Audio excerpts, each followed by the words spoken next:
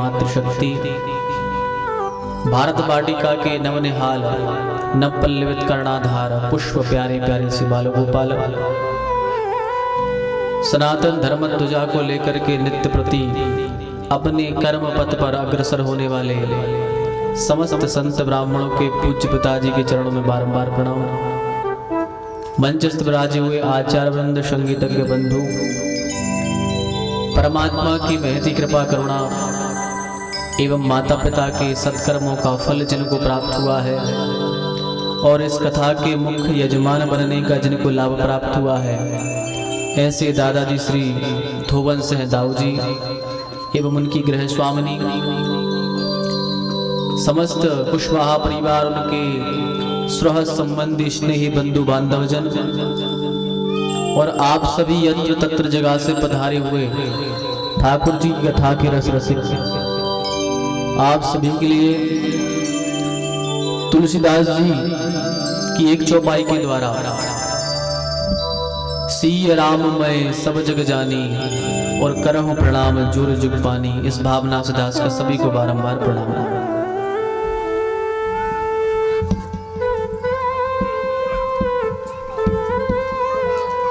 कथा में प्रवेश करने से पहले आप सभी को गोपाष्टमी की बहुत बहुत शुभकामनाएं। आज गोपाष्टमी का महापर्व है।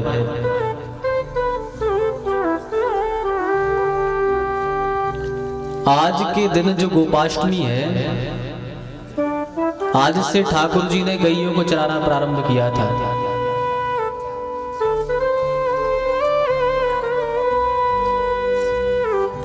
जब ठाकुर जी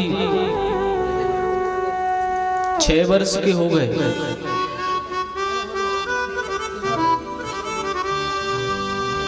जब ठाकुर जी 6 वर्ष के हो गए, बछड़े चढ़ाते हुए,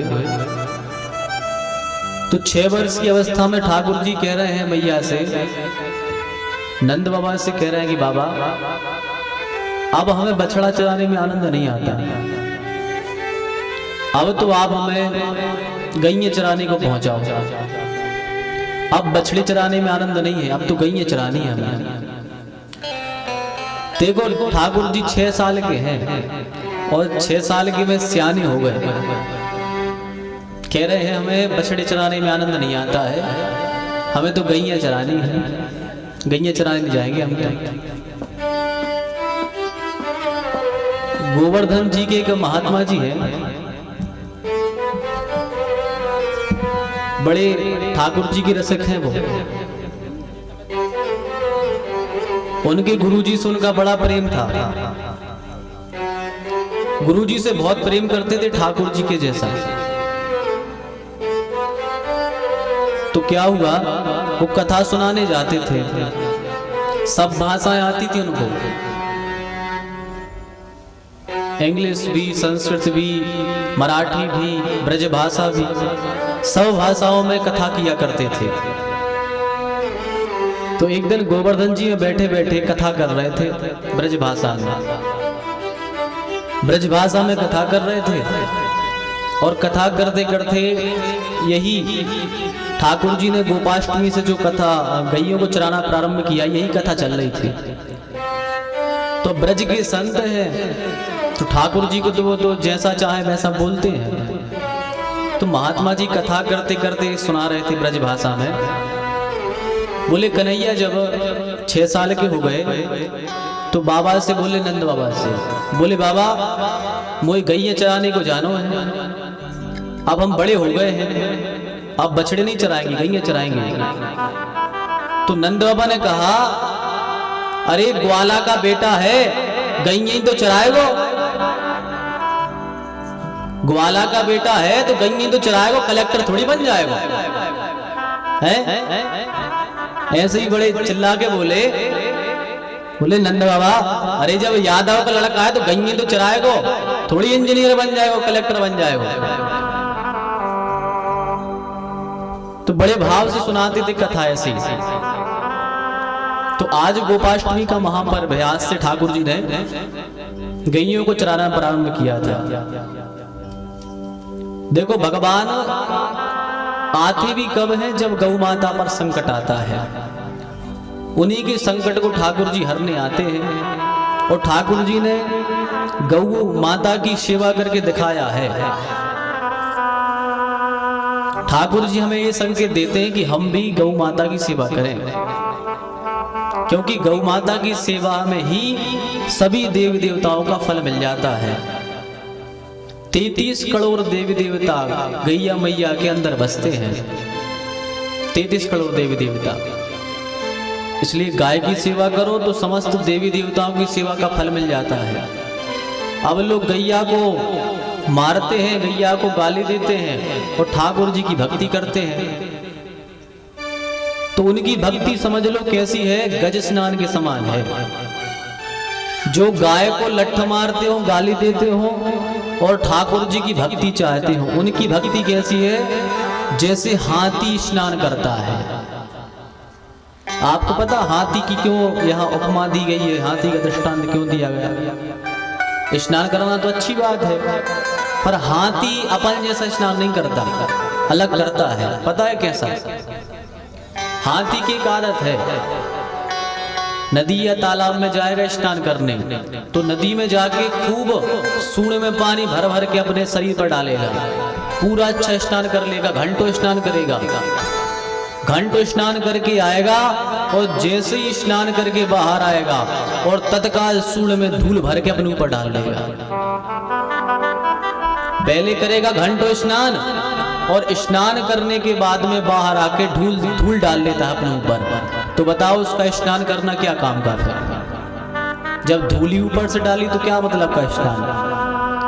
ऐसे ही जो व्यक्ति गौ की सेवा करते नहीं है और गोविंद को चाहते हैं तो उनका भी भक्ति ऐसी है जैसे गज स्नान होता है, ऐसी उनकी भक्ति है। इसलिए गैया की भी सेवा करो, गोवर्धन नाथ की सेवा करो। भगवान ने गोवर्धन को उठाया। गोवर्धन का एक अर्थ और होता है, गो माने गौ और वर्धन माने पालना। जो गौओं की रक्षा करता है, गौओं को पालता है, वही गोवर्धन है। जो गो का वर्धन करता है, गैयों की सेवा करता है, हजारों लाखों गैयों की सेवा करता है, जिनका पालन करता है, पोषण करता है, उसे ही गोवर्धन कहते हैं। इसलिए भगवान का नाम गोविंद पड़ा। भगवान का नाम एक गोविंद है। गोविंद भी भगवान का नाम गौ माता के कारण ही रखा गया। तो गौ माता की बिल्कुल सेवा करो, जब जाकर के गोविंद मिलेंगे। गौ माता तो ऐसी है कि ठाकुर जी गौ माता के पीछे पीछे फिरते हैं। गौ माता आगे आगे जाती है, ठाकुर जी उनके पीछे पीछे जाते हैं। तो सोचो, गौ माता के पीछे ठाकुर जी हैं तो अपन गौ माता को पालो, गौ माता की कृपा पालो, तो ठाकुर जी अपने आप मिल जाएंगे अपने लिए। इसलिए आज गोपाष्टमी है, आप सभी को खूब खूब बधाई गोपाष्टमी की। देखो कितना अच्छा सहयोग परमात्मा ने इकट्ठा किया है।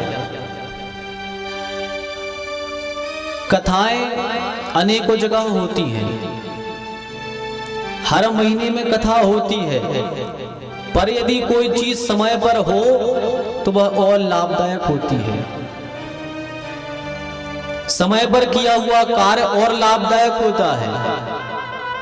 कैसे? यदि समय अनुकूल अपन काम करते हैं तो अपने लिए और फायदा होता है। समय, हर चीज का एक समय होता है। हर एक चीज अमृत है, पर यदि उसे समय पर लोगे तो वो अमृत का काम करेगी, और यदि समय नहीं है और वो ले लोगे तो वही विष का काम नहीं करेगी। कैसे? जैसे भोजन हमारे लिए अमृत है। यदि हम भोजन ना करें तो हमारा शरीर टूट जाएगा, हम मर भी सकते हैं। भोजन हमारे लिए अमृत है। लेकिन यदि भोजन आप रात के 8 के बाद कर रहे हैं, यदि भोजन आप रात के 10 बजे कर रहे हैं, 12 बजे कर रहे हैं, तो वही भोजन आपके लिए विष का काम भी करेगा, क्योंकि समय नहीं है। हर चीज समय पर ही सही उसका फल देती है। समय अनुसार ही हर चीज हो तो ही वह फल देगी आपको। जैसे सोना, आप रात में 12-2 बजे सो, कोई दिक्कत नहीं है, सुबह 3 बजे तक सोते रहो, कोई दिक्कत नहीं है। पर आप यदि 10 बजे तक दिन में सो रहे हो तो वह सोना भी आपका गलत माना जाएगा। आप रात में सोओगे तो लोग कहेंगे बढ़िया सो रहा है, लेकिन यदि दिन में 10-11 बजे सोगे तो वही लोग आपसे कहेंगे देखो रात दिन में सो रहा है। देखो सोना अच्छा है, पर वह सोना समय पर अच्छा है। हर चीज समय पर अच्छी लगती है। ऐसी देखो यह भागवत हर महीनों में हो और अच्छी बात है, पर देखो कितना अच्छा हुआ कि कार्तिक माह में भागवत हो रही है। कार्तिक माह में हो रही है कि ये फायदा। दूसरा देखो, जब दाऊ लोगों का योजना बनी कथा की, हमारे पास में आए तो कोई योजना बना के नहीं आए थे कि इस तारीख से कथा करेंगे, कोई योजना नहीं थी। वो तो उनको भी तारीख अच्छी लगी है, हमको भी कहा ठीक है यही तारीख कर लो, तो तारीख निश्चय हो गई। पर एक संयोग के साथ में देखो कितने संयोग जुड़े, सांसारिक संयोग जुड़े, त्योहारिक संयोग जुड़े। सबसे पहला कथा के बीच में कथा कार्तिक माह में हो रही, पहला संयोग। दूसरा गोपाष्टमी कथा के बीच में हो रही, ठाकुर जी गैयों को चराने जाएंगे कथा के बीच में, दूसरा संयोग जुड़ा। तीसरा अभी देवता सो रहे हैं, अभी 11 आएगी तो 11वीं कथा के बीच में पड़ेगी, बड़ी वाली 11। जब भगवान करवट लेते हैं, उठते हैं भगवान अपन कहते हैं कि भाई